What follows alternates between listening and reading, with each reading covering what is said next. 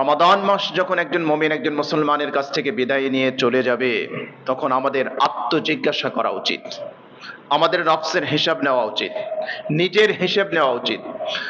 প্রত্যেক ব্যবসায়ী ব্যবসার শেষ লগ্নে, দিনের শেষ বেলায় অথবা মাসের শেষ বেলায় তার হিসাব নিকাশ করে, কত লস হলো, কত লাভ হলো। ঠিক একইভাবে প্রিয় ভাইয়েরা, রমাদান মাস আল্লাহ রাব্বুল আলামিন আমাদেরকে দিয়েছিলেন। রমাদান মাস চলে যাচ্ছে, রমাদান আমাদের থেকে বিদায় নিয়ে চলে যাচ্ছে। আগামী বছর মাহে রমাদান আমরা পাবো কি পাবো না আমরা কেউ জানি না।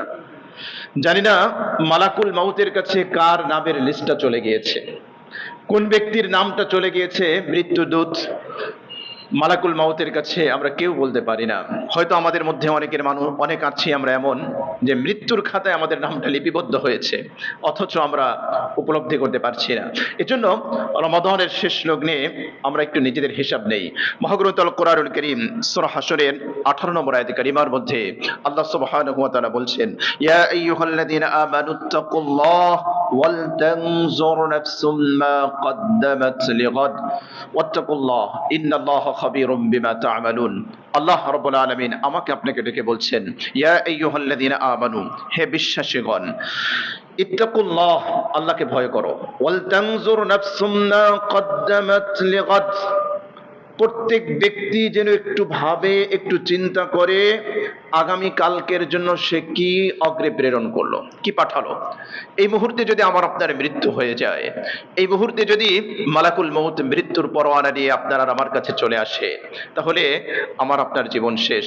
আগামী কালকের জন্য আমরা কতটুকু জমা করেছি। আল্লাহ রাব্বুল আলামিন আমাদেরকে এত চমৎকার ভাষায় আহ্বান করছেন। আল্লাহ রাব্বুল আলামিন আমাদের বিবেকটাকে জাগাতে চাচ্ছেন। ওয়াল তানজুর নাফসুম মা কদ্দামাত লিগাদ, আজকে যদি তুমি মারা যাও তাহলে চিন্তা করে দেখো তো কতটুকু আমল তুমি জমা করেছো। দুনিয়ার 60 বছর, 70 বছর, 80 বছরের হায়াতে জিন্দেগির জন্য আমাদের ব্যস্ততা এত বেশি, আমাদের পেরেশানি এত বেশি, আমাদের কর্মতৎপরতা এত বিস্তৃত ছিল, কিন্তু অনন্ত অসীম কালের যে জীবন, সেই জীবনের জন্য আমরা কতটুকু জমা করেছি। আল্লাহ রাব্বুল আলামিন যেন আমাদেরকে সেই রিমাইন্ডার দিচ্ছেন, আমাদের মাইন্ডটাকে, আমাদের মনটাকে, আমাদের বিবেকটাকে জাগাতে চাচ্ছেন। ওয়াল তানজুর নাফসুম মা কদ্দামাত লিগাদ ওয়াত্তাকুল্লাহ, তোমরা আল্লাহকে ভয় করো, ইন্নাল্লাহা খাবীরুম বিমা তা'মালুন, তোমরা যা কিছু করো সব আল্লাহ রাব্বুল আলামিন জানেন। হে আমার প্রিয় ভাই, রমাদানের শেষ লগ্নে একটু হিসাব নেই না? নিজের এক মাসের কর্ম তৎপরতার একটু হিসাব নেই। কতটা গুনাহ আমার দ্বারা হয়েছে, কতটুকু ভালো কাজ আমি করতে পেরেছি, রমাদানের সিয়াম আমি কিভাবে সাধনা করলাম, কিয়ামুল লাইল, তারাবির সালাত, সাদাকা আমরা কতটুকু করতে পেরেছি, ইখলাস কতটুকু ছিল। যদি ভালো হয় শুকরিয়া আদায় করি, আলহামদুলিল্লাহ, আল্লাহ রাব্বুল আলামিন তৌফিক দিয়েছেন। আর যদি কোনো জায়গায় কোনো অসম্পূর্ণতা থেকে থাকে আমরা তওবা করি, আল্লাহর কাছে ফিরে আসি। প্যারা নবী সাল্লাল্লাহু আলাইহি ওয়াসাল্লাম আমাদেরকে আমাদের বিবেকটাকে আরেকটু জাগিয়ে দিতে চাচ্ছেন। তিরমিজির হাদিস 2459 নম্বর হাদিস, নবীজি সাল্লাল্লাহু আলাইহি ওয়াসাল্লাম বলেন, আল কাইয়িস মান দারা নাফসা, বুদ্ধিমান ওই ব্যক্তি যে ব্যক্তি নিজের নফসের হিসাব গ্রহণ করে। বিবেকমান ওই ব্যক্তি, দুনিয়ার অনেক বড় দার্শনিকের তাদের ডেফিনেশনে বুদ্ধিমানের সংজ্ঞা ভিন্ন হতে পারে। কোন সাহিত্যিক তার ডেফিনেশনে বুদ্ধিমানের সংজ্ঞা ভিন্ন হতে পারে, তার কাছে ভিন্ন হতে পারে চালাককে, বুদ্ধিমানকে, কিন্তু আখির জামানার পয়গম্বর মুহাম্মদ রাসূলুল্লাহ সাল্লাল্লাহু আলাইহি ওয়াসাল্লাম তিনি বুদ্ধিমানের একটা ডেফিনেশন দিচ্ছেন, একটা সংজ্ঞা দিচ্ছেন। আল কাইয়িস, বুদ্ধিমান, বিচক্ষণ ওই ব্যক্তি মান দানা নাফসা, যে নিজের নফসের হিসাব নেয়, নিজের আত্মার হিসাব নেয়, নিজের কর্মের হিসাব নেয়। ওয়ামিলা লিমা বা'দাল মাউত, এবং যে ব্যক্তি মৃত্যুর পরবর্তী জীবনের জন্য আমল করে, কাজ করে, এই ব্যক্তি হচ্ছে প্রকৃত বুদ্ধিমান। ওয়াল আজিজ, অক্ষম, নির্বোধ ওই ব্যক্তি মান আতবা নাফসাহু হাওয়া, যে ব্যক্তি তার নিজেকে তার কুপ্রবৃত্তির গোলাম বানিয়ে নিয়েছে। তার প্রবৃত্তি হচ্ছে তার পরিচালক, তার পরিচালক কোরআন এবং সুন্নাহ নয়, তার পরিচালক তার পরিচালনার জন্য সে কোরআনকে গ্রহণ করে নাই, আল্লাহর নির্দেশকে গ্রহণ করে নাই। সে নিজের নফস পূজারী, সে নিজের নফসের কথা শোনে, সে তার নফসের দাসত্ব করে, গোলামি করে। কোরআনে কারীমের মধ্যে আল্লাহ পাক এদের কথা বলেছেন, আরাআইতা মান ইত্তাখাযা ইলাহাহু হাওয়া আফা আনতা তাকুনু আলাইহি ওয়াকিলা আম তাহসাবু আন্না আকসারাহুম ইয়াসমাউনা ওয়া ইয়াকিলুন ইনহুম ইল্লা কাল আনআম বাল হুম আদাল্লুস সাবিলা। আল্লাহ বলছেন, হাবিব আপনি কি ওই সকল ব্যক্তিদেরকে দেখেছেন যারা আল্লাহকে বাদ দিয়ে নিজের নফসের পূজা করে, নিজের নফসের গোলামি করে, যারা আল্লাহকে রব মানে না, নিজের নফসকে রব মানে, নিজের নফসের নির্দেশ মতো জীবন পরিচালনা করে। আফা আনতা তাকুনু আলাইহি ওয়াকিলা, আপনি কি তাদের অভিভাবক হবেন? আপনি কি তাদের দায়িত্ব গ্রহণ করবেন? আপনি কি তাদের দায়িত্ব নেবেন? এটা হতে পারে না। আম তাহসাবু আন্না আকসারাহুম ইয়াসমাউনা আও ইয়াকিলুন, আপনি কি ধারণা করেন যে তারা জ্ঞানী, তারা বুদ্ধিমান? হতে পারে তারা নামের সাথে অনেক বড় ডিগ্রি থাকতে পারে, অনেক কিছু থাকতে পারে, কিন্তু যে ব্যক্তি নফস পূজারী, যে ব্যক্তি আত্মপূজারী, যে ব্যক্তি বস্তু পূজারী, আল্লাহ রাব্বুল আলামিন তার বক্তব্যে স্পষ্ট করেছেন দুনিয়ার মানুষের কাছে সে অনেক বড় জ্ঞানী হতে পারে, বিবেকবান হতে পারে, বিজ্ঞানী হতে পারে, দার্শনিক হতে পারে। আল্লাহ বলছেন, আম তাহসাবু আন্না আকসারাহুম ইয়াসমাউনা আও ইয়াকিলুন, আপনি কি ভাবেন যে তারা বুঝে, তারা শুনে? ইনহুম ইল্লা কাল আনআম বাল হুম আদাল্লু সাবিলা। আল্লাহ বলছেন এরা চতুষ্পদ জন্তু, বরং চতুষ্পদ জন্তু থেকে আরো নিকৃষ্ট। আল্লাহ সুবহানাহু ওয়া তাআলার আয়াতের যথার্থতা যদি দেখতে চান, অ্যাপস্টন ফাইলের দিকে একটু দৃষ্টি দেন, তাহলে আল্লাহ সুবহানাহু ওয়া তাআলার এই আয়াতের বাস্তবতা আপনি উপলব্ধি করতে পারবেন। কেন আল্লাহ রাব্বুল আলামিন এদেরকে চতুষ্পদ জন্তু, বরং এর চেয়ে আরো নিকৃষ্ট বলেছে। আমি এর চেয়ে বেশি এক্সপ্লেনে যাচ্ছি না। সুতরাং রমাদানের শেষ লগ্নে আমরা আত্মার হিসাব নেব, নিজের হিসাব নেব, আমরা নিজের একটু হিসাব নেই। ওমর ইবনুল খাত্তাব রাদিয়াল্লাহু তাআলা আনহু বলছেন, হাসিবু আনফুসাকুম ক্বাবলা আন তুহাসাবু, তোমার হিসাব নেওয়া হবে একটু পরে। তোমার চোখ দুটো যদি বন্ধ হয়, তোমার দেহ থেকে যদি প্রাণ পাখি বের হয়ে যায়, একটু পরেই তোমাকে হিসাবের কাঠগড়ায় দাঁড়াতে হবে, আল্লাহর আদালতে দাঁড়াতে হবে। সুতরাং তার আগেই তুমি তোমার নিজের হিসাব দাও। হাসিবু আনফুসাকুম, নিজের নফসের হিসাব দাও, নিজের হিসাব নাও। ওমর ইবনুল খাত্তাব রাদিয়াল্লাহু তাআলা আনহু শুধু এমনি এমনি এই কথা বলেন নাই, এজন্য তো তার হিস্টোরিতে পাওয়া যায় ঈদের দিন সবাই আনন্দিত, আর ওমর রাদিয়াল্লাহু তাআলা আনহু দরজা বন্ধ করে কান্না করতেছেন। কেন কান্না করেন? জিজ্ঞেস করা হলো, ঈদের আনন্দে সবাই আনন্দে উদ্বেলিত, আনন্দে আত্মহারা, কিন্তু আপনি কেন কান্না করেন? ওমর রাদিয়াল্লাহু তাআলা আনহু বললেন, আমি তো এখনো জানতে পারি নাই যে আমার আল্লাহ আমার গুনাহ খাতা মাফ করছেন কিনা।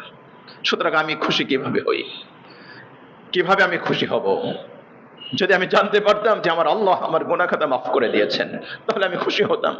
যদি আমি উপলব্ধি করতে পারতাম যে আমার আল্লাহ আমার পাপ রাশিকে মাফ করে দিয়েছেন, তাহলে আজকে আমি আনন্দিত হতাম। এজন্য কত দামি কথা বলেছেন, হাসিবু আনফুসাকুম ক্বাবলা আন তুহাসাবু। একটু নিজেদের হিসাব নাও না। মৃত্যু বরণ করলেই তোমার হিসাব শুরু হয়ে যাবে, তোমার আমলনামা প্রকাশিত হয়ে যাবে। ওয়া তাযায়্যানু লিল আরদিল আকবার, এবং তিনি আরো বললেন যে তোমরা মহা সমাবেশে হাজির হওয়ার জন্য প্রস্তুত হয়ে যাও। ওয়া তাযায়্যানু, নিজেদেরকে সজ্জিত করো, সাজাও। আপনি যখন ভালো কোনো প্রোগ্রামে যাবেন, আপনি যদি প্রধানমন্ত্রীর কোনো অনুষ্ঠানে যান, তাহলে আপনি সবচেয়ে ভালোভাবে আপনি নিজেকে পরিপাটি করেন।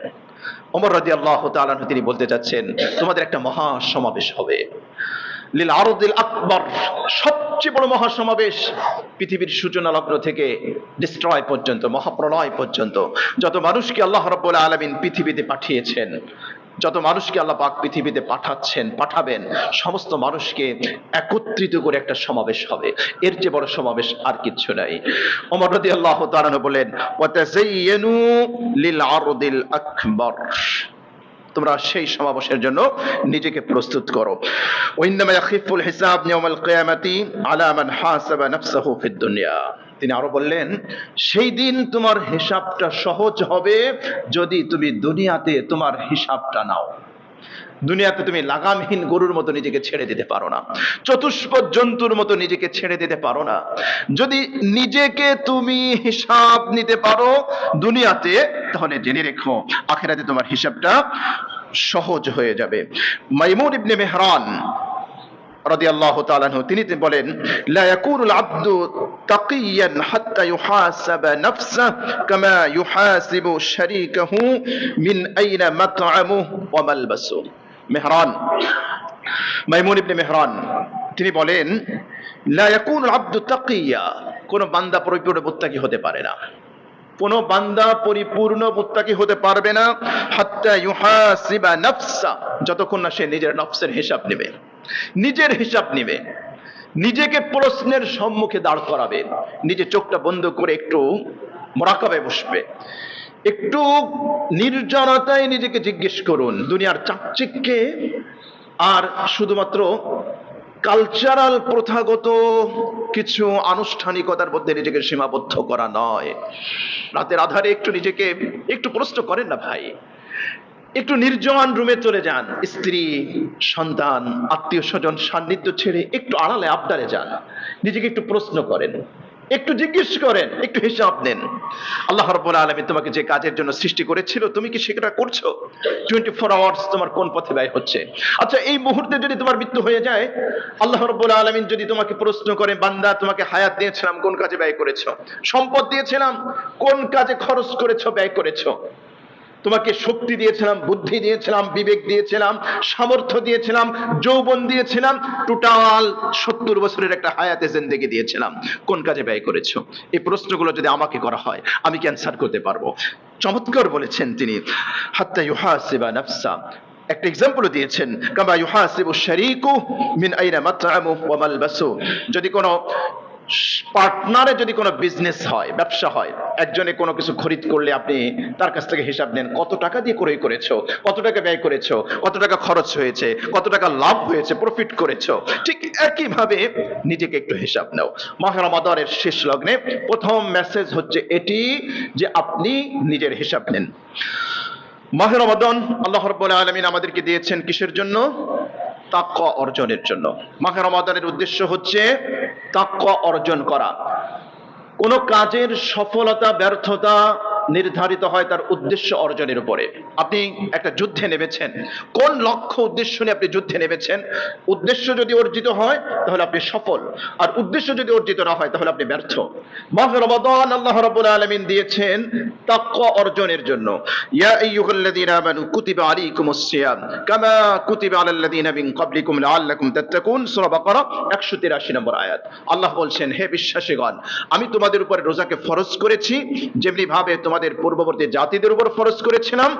লক্ষ্য উদ্দেশ্য একটাই, লাআল্লাকুম তাত্তাকুন, তুমি মুত্তাকি যাতে হতে পারো, তুমি আল্লাহ ভীরু যাতে হতে পারো, খোদা ভীরু যাতে হতে পারো। সুতরাং আমি রমাদানের শেষ লগ্নে আমি নিজেকে একটু জিজ্ঞেস করব যে আল্লাহ রাব্বুল আলামিন রমাদান দিয়েছেন তাকওয়া অর্জনের জন্য। এই এক মাস সিয়াম সাধনা করে আমি তাকওয়া কতটুকু অর্জন করতে পেরেছি? তাকওয়ার সহজ অর্থ হচ্ছে আল্লাহ রাব্বুল আলামিন যা নির্দেশ করেছেন তা করা, পালন করা, যা করতে নিষেধ করেছেন তার থেকে বিরত থাকা। তার মানে হলো আমি ইবাদত আল্লাহর নির্দেশ মোতাবেক কতটুকু করতে পেরেছি, গুনাহ কতটুকু ছাড়তে পেরেছি। আপনি একটু নিজেকে জিজ্ঞেস করবেন, প্রত্যেকে আমরা নিজেকে জিজ্ঞেস করবো, আমি আমাকে জিজ্ঞেস করবো, আপনি আপনাকে জিজ্ঞেস করবেন যে আল্লাহ রাব্বুল আলামিন রমাদান দিয়েছেন তাকওয়া অর্জনের জন্য, সেই তাকওয়া আমার জীবনে কতটুকু প্রতিফলিত হলো? আগে আমি একটা গুনাহ করতাম, এখনো কি সেই গুনাহ করি? আগে আমি নামাজে অলসতা করতাম, এখনো কি আমি নামাজে অলসতা করি? আগে আমি চোখ হেফাজত করতে পারতাম না, এখনো কি আমি চোখের গুনাহে লিপ্ত আছি? আগে আমি অবৈধ ইনকাম করতাম, এখনো কি আমি অবৈধ ইনকাম করি? তাহলে তাকওয়া অর্জন হয় নাই, হয় নাই ভাই, হয় নাই। প্র্যাকটিস কিছু হতে পারে, কালচারাল প্র্যাকটিস, সাহারি কিছু গ্রহণ করতে পারি, ইফতার কিছু গ্রহণ করতে পারি, ট্র্যাডিশনাল সাদাকা কিছু করতে পারি, তাকওয়া অর্জন হয় নাই। আমি আপনি যদি গুনাহ ছাড়তে না পারি, আমি আপনি যদি এখনো পর্যন্ত গুনাহ বর্জন করতে না পারি, নো, তাকওয়া অর্জন হয় নাই, রমাদানের উদ্দেশ্য সাধিত হয় নাই, আমি ব্যর্থ। শেষ মুহূর্তে আল্লাহর কাছে কান্নাকাটি করি, আল্লাহর কাছে বলি, আল্লাহ রমাদানে যা করছি ভুল করেছি, তওবা ইস্তেগফার করি, আল্লাহর কাছ থেকে মাপ নেওয়ার চেষ্টা করি। রমাদান তো চলে যাবে, আমলের ধারাবাহিকতা এগুলো কি ছেড়ে দিব? আলহামদুলিল্লাহ রমাদান শুরু হয়েছে, মসজিদগুলো কানায় কানায় ভরে গিয়েছে। মসজিদগুলো আবাদ হয়েছে। রমাদান চলে যাবে, আবার কি মসজিদের হাহাকার আমরা শুনতে পাবো? আবার কি আমরা এই দৃশ্য দেখবো যে ফজরের নামাজে মাত্র 1 কাতার 2 কাতার? আলহামদুলিল্লাহ, রমাদান শুরু হয়েছে, মসজিদের নিচতলা, দোতলা, 3 তলা পর্যন্ত ফজরের নামাজেও মুসল্লিদের সমাগম। আলহামদুলিল্লাহ, সুম্মা আলহামদুলিল্লাহ। কিন্তু রমাদান বিদায় নিয়ে চলে যাবে আর মসজিদগুলো কান্না করবে, মসজিদগুলো আবার সেই হাহাকার, মসজিদগুলো আবার সেই অনাবাদী হয়ে যাবে। এটা একজন মুমিন, একজন মুসলমানের কাছ থেকে কখনো কাম্য হতে পারে না। আল্লাহ রাব্বুল আলামিন আমাদেরকে ইস্তেকামাতের সাথে আমল করার জন্য নির্দেশ দিয়েছেন। মহাগ্রন্থ আল কোরআনুল কারীম সূরা হামিম আস-সাজদা 30 নম্বর আয়াত, আল্লাহ বলছেন, ইন্নাল্লাযীনা ক্বালু রাব্বুনাল্লাহ, নিশ্চয়ই যারা বলে যে আমাদের রব হচ্ছে আল্লাহ, সুম্মাস্তাকামু, এরপরে ইস্তেকামত থাকে। এমন হয় না যে আমি বিপদে পড়েছি তো আল্লাহকে ভুলে গিয়েছি। এমন হয় না যে হালুয়া রুটি কাটা পড়েছে, যদি আল্লাহর কথা বলি, তাওহীদের কথা বলি, ইসলামের কথা বলি, পদ পদবি থাকবে না। যদি আল্লাহর কথা বলি, তাওহীদের কথা বলি, একত্ববাদের কথা বলি, ইসলামের কথা বলি, তাহলে কারো রোশানলে পড়তে হতে পারে, বাস আল্লাহকে ভুলে গেলাম। নো, এটা ইস্তেকামত না। ইস্তেকামত হতে পারে জীবন চলে যেতে পারে, মৃত্যু হয়ে যেতে পারে, যেটা হাদিসে আল্লাহ রসুল বলেছেন। তোমাকে আগুনে জ্বালিয়ে ভস্ম করে দেওয়া হতে পারে, তোমাকে কেটে টুকরো টুকরো করা হতে পারে, তোমাকে হত্যা করা হতে পারে, তারপরেও তুমি কখনো আল্লাহর সাথে শিরিক করতে পারো না, কখনো তুমি আল্লাহর সাথে শিরিক করতে পারো না। ইস্তেকামত এটা। আল্লাহ বলছেন যারা আল্লাহকে রব হিসেবে মেনে নিবে, সুম্মাস্তাকামু, অবিচল থাকবে। এমন হবে না রমাদান মাস আসলো, নামাজ পড়লাম, রমাদান চলে গেল, নামাজ ছেড়ে দিলাম, এমন হবে না। রমাদান আসলো, কোরআন ধরেছি, রমাদান চলে গিয়েছে, কোরআন ছেড়ে দিয়েছে। নো, তাদের জন্য এই সুসংবাদ না, তাদের জন্য এই খুশখবরি নয়। পার্ট টাইম মুসলিম হওয়ার কোনো সুযোগ ইসলামে নেই। আপনি সিজনারি মুসলিম হবেন, বাৎসরিক মুসলিম হবেন, সাপ্তাহিক মুসলিম হবেন, এই কোনো সুযোগ ইসলামে নাই। তাহলে ইস্তেকামত হলো না। এই পুরস্কার আপনার জন্য নয়। আপনার জন্য এই পুরস্কার তখনই হবে আপনার 24 আওয়ার্স, আপনার সুখে, আপনার দুঃখে, আপনার স্বার্থ কাটা পড়ুক অথবা না পড়ুক, কে খুশি হলো, কে বেজার হলো, পদ পদবি চলে যেতে পারে, আরো অনেক কিছু বাতিল হতে পারে, কিন্তু আপনি ইসলাম থেকে বিন্দুমাত্র আপনি দূরে সরে যেতে পারেন না। এটা নাম ইস্তেকামত। যদি আপনি এটা করতে পারেন, তাহলে আল্লাহ রাব্বুল আলামিনের সুসংবাদ শুনুন। আল্লাহ বলছেন, তাতানাজ্জালু আলাইহিমুল মালায়েকা, আপনার মৃত্যুর সময় আল্লাহ রাব্বুল আলামিন রহমতের ফেরেশতা পাঠিয়ে দেবেন। সুবহানাল্লাহ। একটু চিন্তা করুন তো, কোন একজন ব্যক্তি মৃত্যু শয্যায় উপনীত, চোখটা বন্ধ হয়ে গিয়েছে, চোখটা বন্ধ, খোলার শক্তি নাই, কোনোভাবে চোখটা খুলেছে, হঠাৎ দেখতে পেল তার গোটা ঘর, তার রুমটা শ্বেত শুভ্র পোশাকে আল্লাহর রহমতের ফেরেশতারা একেবারে ভরপুর হয়ে গিয়েছে। আল্লাহু আকবার। মৃত্যুর সময় যদি এমন দৃশ্য কোনো ব্যক্তি দেখে, কতই না সৌভাগ্যশীল। আল্লাহ সেটাই বলেছেন, তাতানাজ্জালু আলাইহিমুল মালায়েকা, ফেরেশতা নাজিল হবে মৃত্যুর সময়। আল্লাহু আকবার। আল্লাহ যেন এমন মৃত্যু আমাদেরকে দান করেন, বলেন আমিন। তাতানাজ্জালু আলাইহিমুল মালায়েকা আল্লা তাখাফু ওয়ালা তাহজানু, ফেরেশতারা আপনাকে অভয় শোনাবে, অভয় বাণী শোনাবে। আল্লাহ তাখাফু, ভয় পেও না, দুনিয়ার থেকে চলে যাচ্ছ কবর জগতে, অন্য জগতে, ভয় পেও না। ওয়ালা তাহজানু, চিন্তাও করো না। ওয়াবশিরু বিল জান্নাতিল্লাতী কুনতুম তুআদুন, ওই জান্নাতের সুসংবাদ নাও, যে জান্নাতের সুসংবাদ আল্লাহ রাব্বুল আলামিন তোমাদেরকে দিয়েছে। কতই না চমৎকার মৃত্যু, কতই না সৌভাগ্যশীল মৃত্যু। আল্লাহু আকবার। ফেরেশতারা আরো কি বলবে, নাহনু আউলিয়াউকুম ফিল হায়াতিদ দুনিয়া, এই যে মৃত্যুর সময় তোমাদের সঙ্গ দিচ্ছি, ভয় পেও না, কবরে গেলে তোমাদের ছেড়ে যাব না, কবরেও তোমাদের সাথে আছি, একেবারে পুনরুত্থানেও সাথে আছি, জান্নাতে পৌঁছানো পর্যন্ত তোমাদের সাথে আছি। বলেন না সুবহানাল্লাহ। নাহনু আউলিয়াউকুম ফিল হায়াতিদ দুনিয়া ওয়া ফিল আখিরাহ, দুনিয়াতেও আমরা তোমাদের সাথী, আখিরাতেও তোমাদের সাথী। ওয়ালাকুম ফিহা মা তাশতাহি আনফুসুকুম ওয়ালাকুম ফিহা মা তাদউন। আল্লাহু আকবার। আর জান্নাতে তোমাদের জন্য রয়েছে তোমরা যা চাও। নুজুলাম মিন গফুরির রহিম, এটি করুণাময় আল্লাহর পক্ষ থেকে তোমাদের জন্য মেহমানদারি। সুবহানাল্লাহ। নবীজি সাল্লাল্লাহু আলাইহি ওয়াসাল্লাম বলেছেন, সহিহ মুসলিমের হাদিস 1629 নম্বর হাদিস, আম্মা জান আয়েশা রাদিয়াল্লাহু তাআলা আনহা থেকে বর্ণিত, তিনি বলেন, কানা রাসূলুল্লাহ সাল্লাল্লাহু আলাইহি ওয়াসাল্লাম ইযা আমিলা আমালান আসবাতা নবীজি সাল্লাল্লাহু আলাইহি ওয়াসাল্লাম যখন কোনো কাজ শুরু করতেন ধারাবাহিকভাবে করতেন, ছেড়ে দিতেন না। ওয়াকানা ইযা নামা মিনাল লাইলি আও মারিদা সাল্লা মিনান নাহারি সিনতাই আশারাতা রাকাআতান। নবীজি সাল্লাল্লাহু আলাইহি ওয়াসাল্লাম নিয়মিত তাহাজ্জুদের নামাজ পড়তেন। কোন দিন কোন কারণে যদি ঘুম থেকে উঠতে না পারতেন অথবা অসুস্থ হতেন, রাতের নামাজ ছুটে যেত, আল্লাহ রাসূল সাল্লাল্লাহু আলাইহি ওয়াসাল্লাম রাতের বেলা আদায় করতেন 8 রাকাত, কিন্তু কোন কারণে ছুটে গেলে দিনের বেলায় তিনি 12 রাকাত নামাজ আদায় করতেন। সুবহানাল্লাহ, ধারাবাহিকতা তিনি কখনো ছাড়তেন না। সুতরাং আমাদের একটা দৃঢ় অঙ্গীকার নেওয়া চাই, রমাদানের শেষ লগ্নে একটা প্রতিজ্ঞাবদ্ধ হওয়া চাই আল্লাহর সাথে, যে আল্লাহ আমরা এই আমল যা শুরু করেছি এগুলো আমরা ছাড়বো না। সালাত 5 ওয়াক্ত জামাতের সাথে শুরু করেছি, আগে পড়তাম না, শুরু করেছি, আল্লাহ এই নামাজ আর ছাড়বো না। ফরজ নামাজ ছাড়ার কোনো সুযোগ নেই, ফরজ নামাজ জীবনের শেষ মুহূর্ত পর্যন্ত আমাদেরকে আদায় করতে হবে, এটা ছাড়ার কোনো সুযোগ নেই। মহাগ্রন্থ আল কোরআনুল কারীমের মধ্যে আল্লাহ পাক বলছেন সূরা মারইয়াম আয়াত নম্বর 59, فخلف من بعدهم خلف أضاعوا الصلاة واتبعوا الشهوات فسوف يلقون غيا। অচিরেই এমন কিছু মানুষ আসবে যারা আদাউস সালাত, নামাজকে নষ্ট করে দেবে, নামাজ ঠিক মতো পড়বে না, অক্তমতো নামাজ পড়বে না, মাঝে মাঝে পড়বে, মাঝে মাঝে ছেড়ে দেবে, নামাজের গুরুত্ব তাদের কাছে থাকবে না। ওয়াত্তাবাউশ শাহাওয়াত, তারা তাদের প্রবৃত্তির অনুসরণ করবে। ফাসাউফা ইয়ালকাউনা গাইয়া, অচিরেই তারা জাহান্নামের গাই নামক স্থানে নিক্ষিপ্ত হবে। গাই কি জিনিস? আল্লামা ইবনে কাসির রাহিমাহুল্লাহ আব্দুল্লাহ ইবনে মাসউদ রাদিয়াল্লাহু তাআলা আনহু থেকে উদ্ধৃত করেছেন, গাই হচ্ছে জাহান্নামের একটা উপত্যকা, একটা ড্রেন, একটা নালা, একটা নর্দমা। জাহান্নামীদেরকে জাহান্নামের ফেরেশতারা পিটাবে, শাস্তি দিবে, আগুনে ঝলসাবে, তাদের শরীর থেকে যে রক্ত এবং পুঁজ প্রবাহিত হয়ে জাহান্নামের যে নালা দিয়ে প্রবাহিত হবে ওইটাকে বলে গাই। বেনামাজিদেরকে ওই গাই নামক স্থানে নিক্ষেপ করা হবে। আল্লাহ আমাদের হেফাজত করেন, বলেন আমিন। আল্লাহ রাসূল সাল্লাল্লাহু আলাইহি ওয়াসাল্লাম যারা নামাজ নিয়মিত আদায় করবে তাদের জন্য খুশখবরি দিয়েছেন। তিনি বলেছেন মান হাফাজা আলাইহা, হাদিসটি মুসনাদ আহমদ এসেছে 6576 নম্বর হাদিস। নবীজি বলেন মান হাফাজা আলাইহা, যে ব্যক্তি সালাতকে সংরক্ষণ করবে, যে ব্যক্তি নামাজ ঠিকমতো পড়বে, কানাত লাহু নূরান ওয়া বুরহানান ওয়া নাজাতা ইয়াউমাল কিয়ামা, এই নামাজ তার জন্য নূর হবে, তার জন্য দলিল হবে এবং জান্নাতে যাওয়ার তার জন্য গ্যারান্টি হবে। সুবহানাল্লাহ। ওয়ামান লাম ইউহাফিজ আলাইহা, আর যে ব্যক্তি নামাজ ঠিকমতো আদায় করবে না, নামাজের ধারাবাহিকতা নাই, নামাজ মাঝে মাঝে পড়ে, মাঝে মাঝে ছাড়ে, মন চাইলে পড়ে, মন চাইলে ছাড়ে, ঈদের নামাজ পড়ে আর কোনো নামাজ পড়ে না, জুমার নামাজ পড়ে আর কোনো নামাজ পড়ে না, পরীক্ষার সময় আসলে নামাজ পড়ে আর কেউ নামাজ পড়ে না, আপনজন কেউ মারা গেলে নামাজ পড়ে আর অন্য সময় নামাজ পড়ে না। আছে না এরকম মানুষ? এরকম মুমিন মুসলমান নাই? অবশ্যই আছে।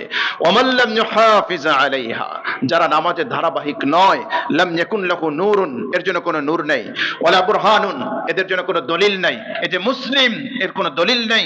এই যে মুমিন, নামাজ নাই তো ওর কোনো দলিল নেই, দলিল নেই।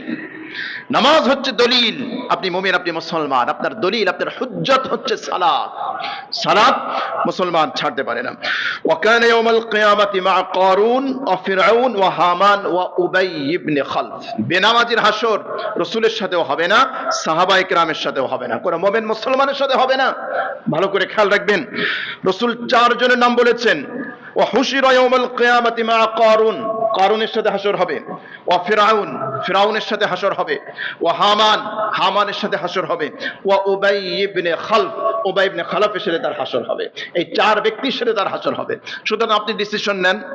আপনি যদি মনে করেন যে রাসূলের সাথে আমার হাসরের দরকার নেই, সাহাবায়ে কেরামের সাথে আমার হাসরের দরকার নেই, মুমিন মুসলমানের সাথে আমার হাসরের দরকার নাই, তাহলে আমার আপনার জন্য কোনো মেসেজ নেই, আপনার জন্য আমার কোনো বার্তা নেই। যদি আপনি ডিসিশন মেক করে ফেলেন, ডিসিশন নিয়েই ফেলেন, তাহলে আমার কোনো মেসেজ আপনার জন্য নাই।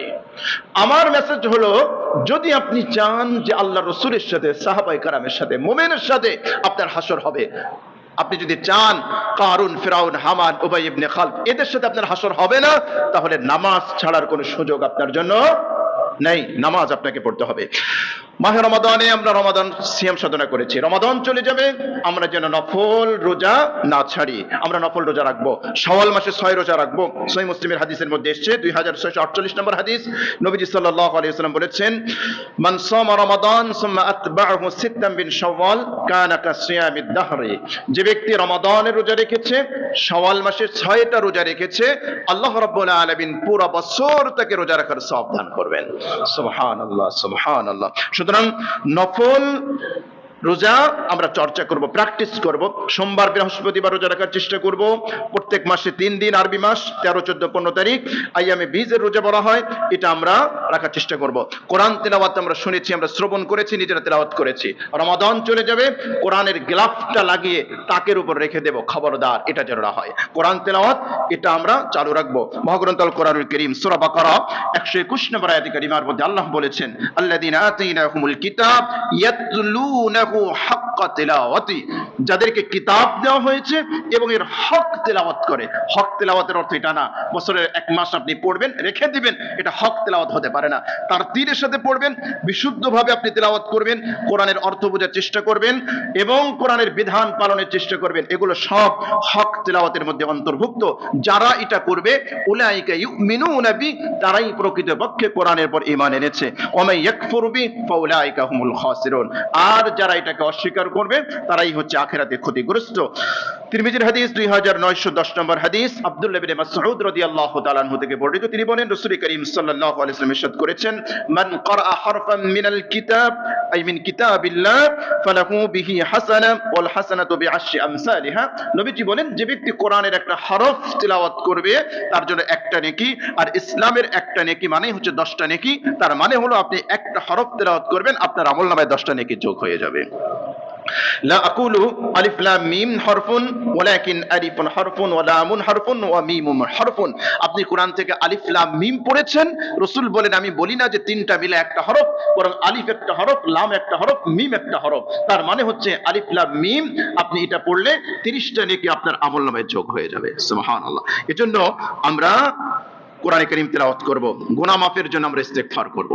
এটা হচ্ছে রমাদানের শেষ লগ্নে যতটুকু সময় আপনার আছে, হাঁটতে, চলতে, ফিরতে, উঠতে, বসতে আস্তাগফিরুল্লাহ, আস্তাগফিরুল্লাহ, আস্তাগফিরুল্লাহ, আস্তাগফিরুল্লাহ আল্লাযী লা ইলাহা ইল্লা হুয়াল হাইয়ুল কাইয়ুম ওয়া আতুবু ইলাইহি। ইস্তেগফার লাজিম, যতটুকু সময় আছে আপনি ইস্তেগফার করবেন। কেন ইস্তেগফার করবেন? সেই প্রসিদ্ধ হাদিস সহিহ ইবনে হিব্বান এসেছে, তারগিবে এসেছে, নবীজি আমিন বলেছেন, নবীজি আমিন বলেছেন, জিবরিল আলাইহিস সালাতু ওয়াস সালাম বদদুআ করেছেন। তার মধ্যে একটা হলো মান আদরাকা রমাদান ফালাম ইউগফার লা, রমাদান পেয়েছে গুনাহ মাফ করাতে পারে নাই, সে ধ্বংস হোক। নবীজি আমিন বলেছেন। আমরা যেন এই অভিশপ্তদের দলভুক্ত না হই, এজন্য বেশি বেশি করে আমরা ইস্তেগফার করব।